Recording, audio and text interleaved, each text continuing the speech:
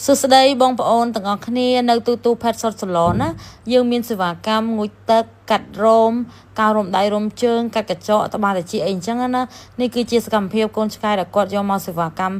ទូផេតសុតសឡនយើងធ្វើការងូតទឹកឲ្យគាត់ឲ្យផ្លុំរោមបងប្អូននិយាយពីថាផ្លុំវិញគឺយើងផ្លុំទៅតែស្ងួតជ្រើងតែម្ដងបើសិនជាកូនឆ្កែឬមួយកូនឆ្មាយើងផ្លុំអត់ស្ងួតយើងខ្លាចគាត់ឈឺអញ្ចឹងណាហើយនិយាយទៅគឺសេវាកម្មនៅនឹងតម្លៃវិញគឺធូរថ្លៃសមរម្យបងប្អូនហើយ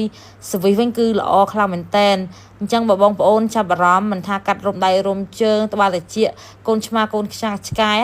យើងមានសេវាកម្មទៅយកដល់ផ្ទះបងប្អូនហើយដឹកជញ្ជូនដល់ផ្ទះទៀតបើសិនជាបងចាប់អារម្មណ៍អាចតាក់ទងមក Telegram ខាងក្រោមឬមួយក៏លេខទូរស័ព្ទដែលបងប្អូនដាក់នៅក្នុង Telegram ហ្នឹងឬមួយនៅក្នុង Facebook ហ្នឹងហើយនេះគឺជាកូនឆ្កែដែលយើងបានងូតទឹកកាត់រោមអីឲ្យមើលសភាពគាត់បន្ទាប់ពីយើងងូតឲ្យគឺថាស្រស់ស្រាយខ្លាំងមែនតើបងប្អូនហើយមុនហ្នឹងមុខនឹងដូចឈួតអញ្ចឹងបើបងប្អូនចាប់អារម្មណ៍កុំភ្លេចតាក់ទងមកណាអរគុណច្រើនបងប្អូនទាំងអស់គ្នា